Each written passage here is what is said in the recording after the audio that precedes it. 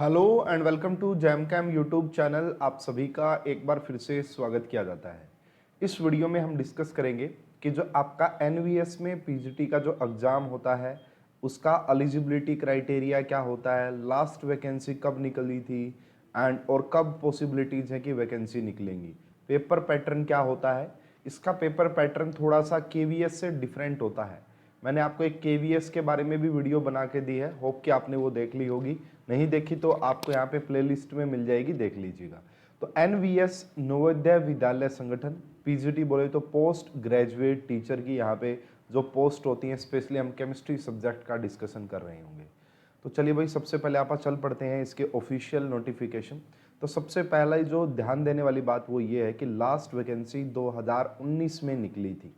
KVS की last vacancy 2018 में निकली थी, एनवीएस की 2019 में निकली थी। तो अभी 2022 चल रहा है, तो काफ़ी ज़्यादा पॉसिबिलिटीज़ हैं क्योंकि काफ़ी लंबे टाइम से वैकेंसीज नहीं निकली हैं। तो इसमें आप देख सकते हैं रिक्रूटमेंट ड्राइव 2019 है ये। एनवीएस का मतलब होता है नवोदय विद्यालय समिति होता है भाई इसका मीनिंग। तो यहाँ पे देखिए बहुत सारी पोस्ट निकली थी, तो यहाँ पे अपने काम का होता है पोस्ट ग्रेजुएट टीचर के लिए यहाँ पे रहते हैं।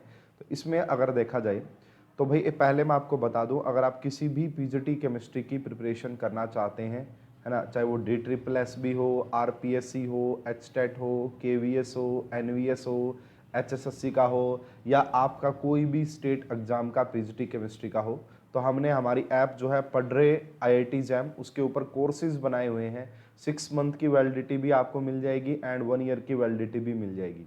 जो हमारे कोर्सेज है उसमें आपको कंप्लीट सिलेबस के वीडियो लेक्चर मिलते हैं। 11th क्लास से लेके और MSc लेवल तक के आपको टॉपिक्स कवर किए गए हैं। 600 प्लस वीडियोस अवेलेबल है वहाँ पे, जो कि 700 प्लस घंटे की हैं, यानी कि कंप्लीट कंटेंट आपको मिलता है। साथ में आपको डिफरेंट जो पीजीटी के एग्जाम होते हैं उनके प्रीवियस ईयर का वीडियो सॉल्यूशन मिलता है, और एक डेडिकेटेड टेस्ट सीरीज भी मिलती है जिसमें आपका 125 प्लस टेस्ट अवेलेबल है। ठीक है, तो जो भी स्टूडेंट्स हमारे इस कोर्स को ज्वाइन करना चाहते हैं तो आप इन नंबर पे कांटेक्ट कर सकते हैं, सारी डिटेल्स आपको वहाँ पे मिल जाएंगी। तो देखिए, अब हम बात करते हैं सबसे पहले एलिजिबिलिटी क्राइटेरिया क्या है। सेम एज केवीएस, जैसा कि केवीएस में था ऐसा ही यहाँ पे है, कोई अलग नहीं है। देखिए, वही पे लेवल 8 है यहाँ पे एंड वही पे स्केल भी है यहाँ पे। एज भी 40 से ज़्यादा नहीं होनी चाहिए एंड क्राइटेरिया वही है कि master degree from recognised university with at least 50% marks in the, ये रहा। तो वही ये पीजीटी केमिस्ट्री में बिल्कुल सेम है। एनवीएस और केवीएस का जो एलिजिबिलिटी क्राइटेरिया वो सेम है। बीएड की डिग्री होनी चाहिए आपके पास एंड आप हिंदी और इंग्लिश दोनों मीडियम में टीच कर सकें, इस बात का भी आपको ध्यान रखना है। तो एलिजिबिलिटी क्राइटेरिया में बिल्कुल भी डिफरेंस नहीं है, चाहे वो एनवीएस का हो चाहे वो केवीएस का हो। पे स्केल भी सेम है, एज भी सेम है, सब कुछ सेम है, यहाँ पे कोई डिफरेंस नहीं है। हाँ, जो एग्जाम कंडक्ट करवाया जाता है उसमें जरूर डिफरेंस है। ठीक है, पैटर्न में बिल्कुल। तो मोड ऑफ सिलेक्शन की अगर आप बात करेंगे, किस तरीके से आपका सिलेक्शन होता है, candidate will be short listed on the basis of their performance in the written test. और ये सीबीटी होता है भाई, कंप्यूटर बेस्ड होता है एंड इंटरव्यू, और कुछ की मतलब कुछ पोस्ट के लिए पर्सनल इंटरेक्शन पुट टुगेदर। ठीक है, तो यहाँ पे भी सेम वही चीजें रहती हैं। यहाँ पे भी आपका सीबीटी होता है, कंप्यूटर बेस्ड टेस्ट होता है, और साथ के साथ में आपका यहाँ पे इंटरव्यू भी लिया जाता है, उसी के बेसिस पे आपका सिलेक्शन होता है। अब यहाँ पे देखिए, जो आपका पेपर पैटर्न है वो डिफरेंट है थोड़ा सा केवीएस से। अगर हम यहाँ पे बात करें पीजीटी की, तो यहाँ पे पार्ट 1 जो है उसमें रीजनिंग एबिलिटी आती है, जिसके 15 क्वेश्चन होते हैं और 15 मार्क्स की ही होती है। उसके बाद अगर आप यहाँ पे जनरल अवेयरनेस यानी कि जीके की बात करेंगे यहाँ पे, तो वो भी 15 मार्क्स की आती है एंड यहाँ पे वो भी 15 क्वेश्चन 15 मार्क्स के। टीचिंग एप्टीट्यूड यानी कि पैडागोगी वगैरह जो बीएड में आप पढ़ते हैं, तो उसके 20 क्वेश्चन होते हैं और 20 मार्क्स के ही होते हैं। यस, अब यहाँ पे ये डिफरेंस है student. Subject knowledge difficulty level होता है पोस्ट ग्रेजुएशन तक का, तो इसके 100 क्वेश्चन यहाँ पे आते हैं जो कि आपका 100 मार्क्स के ही होते हैं। तो ये काफ़ी ज़्यादा इंपॉर्टेंट। देखिए, अगर आप इसको मिलाएंगे टीचिंग को, जर्नल को, यहाँ पे हिंदी इंग्लिश नहीं आती। केवीएस में आपसे हिंदी और इंग्लिश भी पूछी जाती है, बट यहाँ पे हिंदी इंग्लिश नहीं, सॉरी नीचे दी हुई है नीचे हिंदी इंग्लिश भी है, बात वही है लगभग। तो यहाँ पे देखिएगा, अगर हम बात करें पार्ट 4 हो गई ये, तो 150 क्वेश्चन और वो 150 मार्क्स के ही है, लेकिन यहाँ पे आपको सोल्व करने के लिए 3 आवर मिलते हैं, वहाँ पे 150 मिनट मिलते थे, यहाँ पे 3 आवर है। ठीक है, अब पार्ट अगर हम बात करें 5th की, लैंग्वेज वाला टेस्ट है ये आपका, तो यहाँ पे general English and general Hindi 15 marks each आपसे पूछा जाता है, यानी कि 30 मार्क्स की आपका यहाँ पे हिंदी और इंग्लिश भी पूछी जाती हैं। The part is qualifying nature only with minimum, इतने मार्क्स तो आपके कम से कम होने चाहिए। ठीक है, जो this part is qualifying in nature only with minimum, यानी कि ये क्वालिफाइंग नेचर है, इसके मार्क्स वगैरह ऐड नहीं होंगे, तो इसमें आपके 1/3 मार्क्स होने चाहिए ईच लैंग्वेज में, यानी कि 15 में से 5 नंबर आपके होने चाहिए।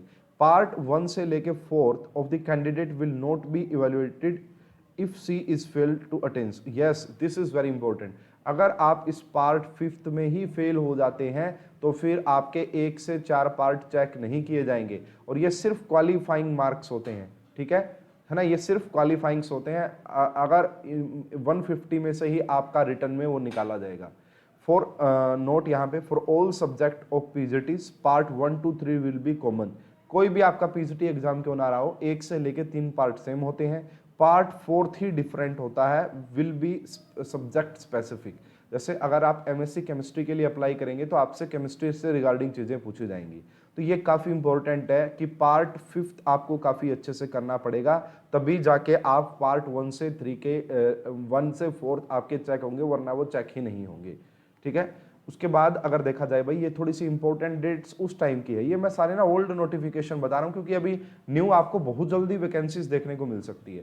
तो ये देखिए 19 में जुलाई 19 में आपका रजिस्ट्रेशन ओपन हुआ था, अगस्त तक फीस डिपॉजिट 10 जुलाई तक आप मतलब फीस डिपॉजिट ओपन ये रहा, 12 अगस्त तक आप फीस जमा करवा सकते थे, और सितंबर में ही आपका एग्जाम कंडक्ट करवा लिया था। ज़्यादा टाइम नहीं देंगे आपको, जैसे ही नोटिफिकेशन आएगी फिर आपको ज़्यादा टाइम नहीं मिलेगा पेपर के लिए, इसीलिए मैं आपको ये कहना चाहूँगा कि आप अपना प्री प्लानिंग करें, प्री प्रिपरेशन करें। आप है ना नोटिफिकेशन के हिसाब से आप वो ना रहे कि भाई कुछ बच्चे ऐसे होते हैं सर नोटिफिकेशन आने दो उसके बाद ही हम तैयारी करेंगे, फिर कुछ बच्चे बोलते हैं सर नोटिफिकेशन आ गया, फॉर्म हमने भर दिया, और फिर वो बोलेंगे सर अभी तो है ना एग्जाम डेट नहीं है एग्जाम, उन बच्चों का सिलेक्शन नहीं हो पाता है।